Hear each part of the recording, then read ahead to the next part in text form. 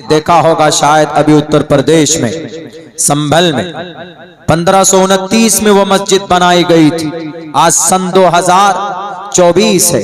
1529 सन 2024 तकरीबन 500 साल का मुद्दत गुजर चुका। उस मस्जिद को बनाए हुए किसी बादशाह ने बनाया, लेकिन दो बहरूपिया खड़ा हुआ, दो वकील, और वो पिटिशन दाखिल करता, कहता है कि इस मस्जिद को बाबरनामे में लिखा हुआ, बाबरनामे में लिखा हुआ है, अकबरनामे में लिखा हुआ है कि इस मस्जिद को मंदिर तोड़कर बनाया गया है, इसीलिए हम इस मस्जिद की सर्वे करना चाहते हैं। जाहिल अनपढ़ आदमी, तुम्हें नहीं मालूम कि भारत के अंदर 1991 में जो एक्ट बना है कि 15 अगस्त 1947 तक जो मस्जिद है वो मस्जिद रहेगी, जो मंदिर है वो मंदिर रहेगा।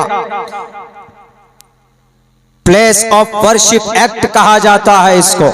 इसका मतलब यही होता है कि आजादी के बाद 15 अगस्त के बाद से किसी मस्जिद की कैरेक्टर के ऊपर कोई उंगली नहीं उठाएगा।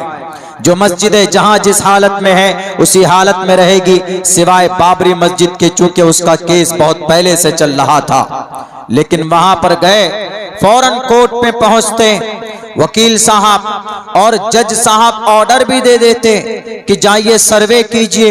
1-1.5 घंटे के अंदर सर्वे टीम भी पहुंच जाती और मस्जिद की छानबीन शुरू करने की कोशिश करते।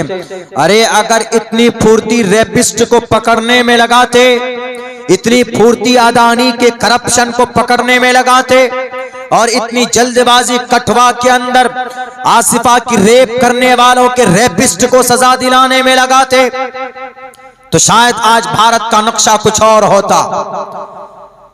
2 साल से मणिपुर जल रहा, उस पर कोई काम नहीं होगा, उस पर कोई सर्वे टीम तैयार नहीं करोगे। हमारी मस्जिदें हैं, बस ये मस्जिद तो किसी मंदिर को तोड़कर बनाया गया। 500 साल क्या हुआ नहीं हुआ उसको अभी सुधार सकते नहीं सुधार सकते। अभी जो ठीक है उसको ठीक रखो और जो गलत है उसको गलत करो, तभी ये देश भी तरक्की करेगा और अमन सुकून का माहौल बरकरार रहेगा।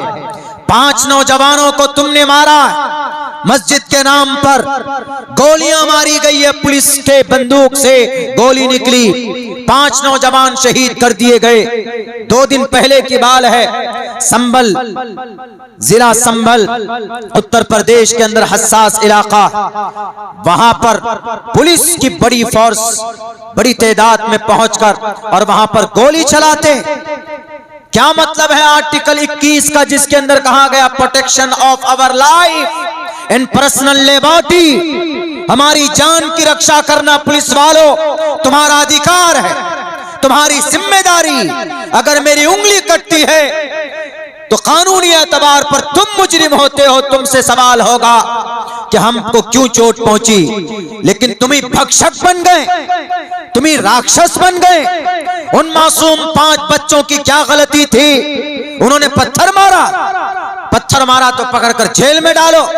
किसी को खामखा गोलियां चलाकर उनके परिवार को तुमने जख्मी किया।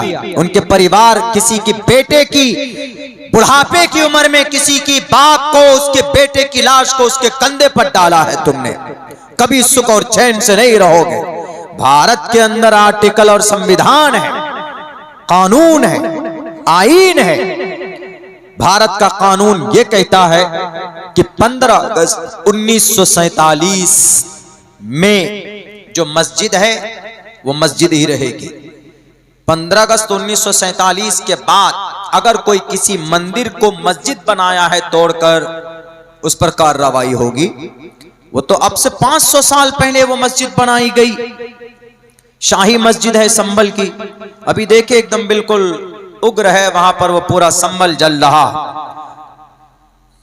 इसीलिए श्रीमद् भगवत गीता में कहा, अहिंसा सत्यम करोदस्तया का शांतिरपैशुनम दया भुलेश्वलो लूप्तवम हीर चापला।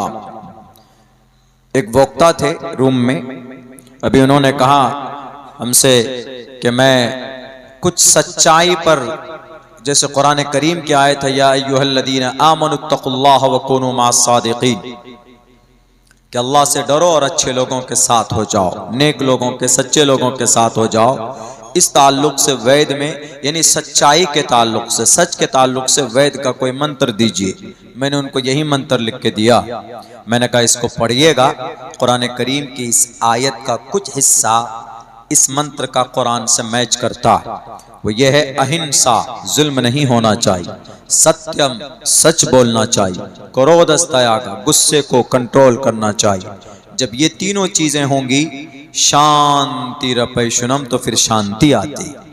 श्रीमद् भगवत गीता का श्लोक, एक मंत्र है, बहरे कैफ। तो हमारी मस्जिदें हमारे नमाज जैसी अमल के मुंतजिर है। मस्जिदों को आबाद कीजिए नमाज के जरिए से, मस्जिदों को आबाद कीजिए अजान के जरिए से, मस्जिदों को आबाद कीजिए कुरान करीम के दर्स से, मस्जिद को आबाद कीजिए दीनी बातें पैदा करके, मस्जिद को आबाद कीजिए उसमें जिक्र व अज़कार की महफिल सजाकर जिक्र कीजिए, कुरान की तिलावत कीजिए, वहां पर वक्त गुजारा कीजिए, एतकाफ की नीयत से बैठ जाइए। मस्जिद इबादत की जगह, दुनिया के अंदर मैं समझता हूं कि सबसे पुरसुकून अगर कोई जगह है तो हमारी मस्जिद है, अल्हम्दुलिल्लाह। लेकिन जनाब क्या बोलेंगे, इस उम्मत का जुर्म इतना बड़ा बड़ा है, मैं बोलता हूं तो मेरे खिलाफ लोग लेटर निकाल देते कि मौलाना अब्दुल्ला गलत बोलता। इस पूरी दुनिया में सबसे बड़ी फजीलत वाली मस्जिद कौन सी? मस्जिद तो सारी यकसा हैं, लेकिन 3 मस्जिदें ऐसी है कि जिनकी फजीलत कुछ ऊपर कुछ नीचे है। सबसे बड़ी मस्जिद फजीलत वाली काबतुल्लाह, बैतुल्लाह शरीफ है, उसके बाद मस्जिद नबवी है, उसके बाद बैतुल मक़दिस है। कंस्ट्रक्शन के एतबार से, तामीरी एतबार से सबसे पहले बैतुल्लाह शरीफ बनाई गई, उसकी बुनियाद डाली गई। उसके बाद बैतुल्लाह शरीफ के बाद मस्जिद अक्सा की बुनियाद डाली गई दूसरे नंबर पर। तीसरे नंबर पर मस्जिद नबवी की बुनियाद डाली गई। लेकिन फजीलत के एतबार से बैतुल्लाह शरीफ के बाद मस्जिद नबवी का नंबर आता है, तीसरे नंबर पर बैतुल मक़दिस का नंबर आता है। बहरे कैफ, तो फजीलत के एतबार से इन तीनों मस्जिद बैतुल्लाह में नमाज पढ़ेंगे तो उसका अलग है, मस्जिद नबवी में नमाज पढ़ेंगे तो उनकी फजीलत अलग है, और मस्जिद आप बैतुल मक़दिस में नमाज पढ़ेंगे तो उनकी फजीलत अलग है। मस्जिद सारी की सारी काबिल रिस्पेक्ट है, काबिल सम्मान है, पवित्र है, पाक है मस्जिद। लेकिन इन मस्जिदों को सबसे ज्यादा किनके नजर में खटकती? जब अल्लाह के नबी काबतुल्लाह मस्जिद बैतुल्लाह के शरीफ नमाज पढ़ने जाते तो कुफ्फारे मक्का आपको रोकते कि आप क्यों जा रहे हैं नमाज पढ़ने के लिए, आपको नमाज पढ़ने नहीं देंगे, बल्कि आपके गले में कपड़े डालकर बल दिया करते थे, बल्कि आपको तकलीफ देते थे, आपके गर्दन पर ओजड़ी डाल देते थे। तो इसलिए अल्लाह ने कुरान करीम के अंदर यह आयत नाजिल फरमाई, वमन अज़लमु मिम्मन मनअ मसाजिदल्लाहि अन युज़करा फ़ीहा इस्मुहु व सआ फ़ी ख़राबिहा। जो लोग मस्जिदों को खराब करने की कोशिश करते हैं, जो लोग मस्जिदों में रब का नाम नहीं लेने देना चाहते, मस्जिद में रब का नाम लेने से मना करते कि तुम मस्जिद में नमाज नहीं पढ़ सकते, तुम मस्जिद में रब का नाम नहीं ले सकते, क्योंकि यह मस्जिद तो मंदिर तोड़कर बनाया गया। कयामत की सुबह तक बाबरी मस्जिद जो मंदिर तोड़कर बनाया गया तुम साबित नहीं कर सकते थे। जबरन क्या हुआ, दुनिया ने देखा, अब मस्जिद शाही है, संभल की मस्जिद है, इस मस्जिद में नमाज पढ़ने से रोका जा रहा। इस मस्जिद में अब सर्वे टीम बिठाया गया। कुछ दिनों पहले ज्ञानवापी मस्जिद के एक हिस्से में पूजा की परमिशन दे दी गई, यानी वहां पर पूजा, उसके तहखाने में पूजा होता है, यानी वहां पर बुत परस्ती होती है और दूसरे हिस्से में नमाज होती। यानी हमारी मस्जिदों में अजान देने पर पाबंदी, हमारी कुछ मस्जिदों में नमाज पढ़ने पर पाबंदी। कुछ नहीं मिलता इनको तो बस मस्जिद टटोलो। कौन सी मस्जिद, कौन सी मंदिर को तोड़कर उसकी बुनियाद डाली गई है। सुन लो जालिमो, तुम कहोगे तब इस्लाम का अटल फैसला है, शरीयत का वाज़े फैसला, गसब की हुई जमीन पर मस्जिद नहीं बनाई जा सकती। मंदिर तोड़कर मस्जिद बनाना तो दूर की बात है। संभल की शाही मस्जिद को शक की निगाह से देखने वालों, मेरा यह पैगाम तुम्हारे कानों तक जाए तो जान लेना कि इस्लाम में गसब की हुई जमीन पर मस्जिद बनाना जायज नहीं है किसी भी कीमत पर। तो जिन्होंने अगर उस वक्त के बाबर बादशाह 1529 में अगर उन्होंने मंदिर तोड़कर मस्जिद बनाई तो क्या बाबर बादशाह जाहिल था? क्या उसके साथ उनके गाइडर नहीं थे? सब थे। लेकिन कभी भी किसी मस्जिद को गसब की हुई जमीन पर उसकी बुनियाद नहीं डाली जा सकती है, वो जायज नहीं है। इस्लाम पहले ही नाजायज करार देता है। सबूत पेश कर दो, लेकर जाओ, बल्कि हम तोड़ेंगे, एक एक ईंट उखाड़ कर हम फेंकेंगे अगर तुम ये साबित कर दो कि शाही मस्जिद किसी मंदिर को गसब की हुई जमीन पर बनाई गई। क्योंकि इस्लाम में गसब की हुई मगसूब जमीन पर मस्जिद तामीर करना जायज नहीं, हराम है, परमिशन नहीं। अल्लाह के नबी अलैहिस्सलाम जब मक्का से मदीना पहुंचे तो जब मस्जिद की बुनियाद रखनी थी तो 2 बच्चे थे यतीम। मस्जिद की निशानदेही हुई जमीन की कि इस जमीन को यहां पर मस्जिद बनाई जाए।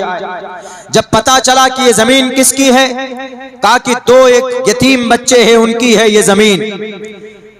तो उनके जो वारिस थे, उनके जो पेरेंट्स थे, उन्होंने कहा कि अल्लाह के नबी, ये हमारे लिए खुशकिस्मती है कि हमारी इस जमीन पर हम मस्जिद बनाई जा रही है, हम ऐसे ही दान करते हैं। तो जनाब मोहम्मद रसूलुल्लाह ने कहा कि नहीं, तुम्हें इसकी कीमत लेनी पड़ेगी, हम फ्री दी हुई जमीन पर मस्जिद नहीं बना सकते। हजरत अबू बकर सिद्दीक ने उस जमीन की कीमत अदा की, तब जाकर मस्जिद नबवी की बुनियाद डाली गई। अगर बाबर बादशाह ने किसी मंदिर को तोड़कर मस्जिद बनाया तो सबूत पेश कर दो, और सबूत में अकबरनामा बाबरनामा नहीं चलेगा। कोई ऑथेंटिक किताब नहीं है, मजबूत कोई दलाइल पेश करो, इंशाअल्लाह भारत के मुसलमान उस मस्जिद को शहीद